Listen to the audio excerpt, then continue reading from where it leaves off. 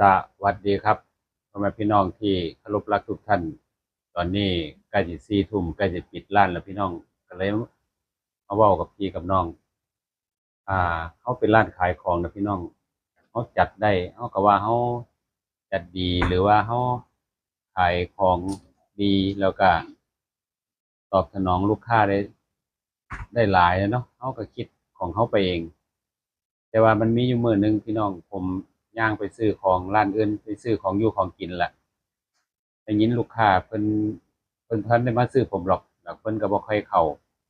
เพิ่นเว้ากับพ่อค้าร้านนั้นที่ขายกับข้าวกับน้ำอะบังเอิญผมได้ยินเพิ่นเว้าว่าถ้าไม่เจ๋งจริงถ้าไม่ดีจริงอะไรน่ะพี่ไม่เข้าหรอกร้านชำอะไรแบบเนี้ยผมก็ยืนฟังอยู่แต่ว่า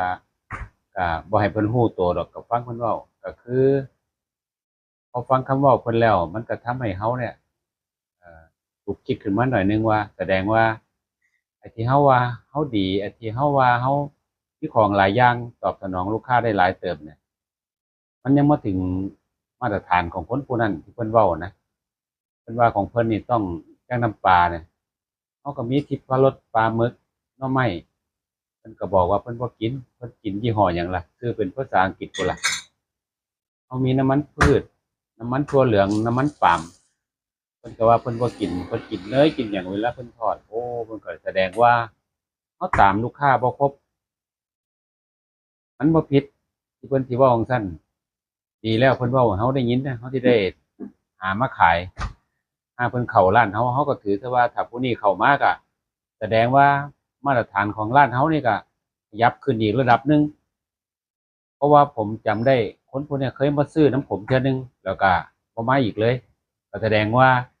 ร้านเฮาเป็นคือยังเพิ่นเว้าล่ะยังบ่ถึงมาตรฐานของเพิ่น มันมีมาตรฐานของเพิ่นอยู่เขาฟังไว้หรือว่าเขาได้ยินมันก็โชคดีแล้วเขาที่ได้เอามาปรับปรุงตัวเจ้าของมันบ่แม่นไปเว้าว่าบ่แม่นว่าได้ยินจั่งซั้นแล้วเขาสิไปคิดว่าโอ้โพดโผหลาย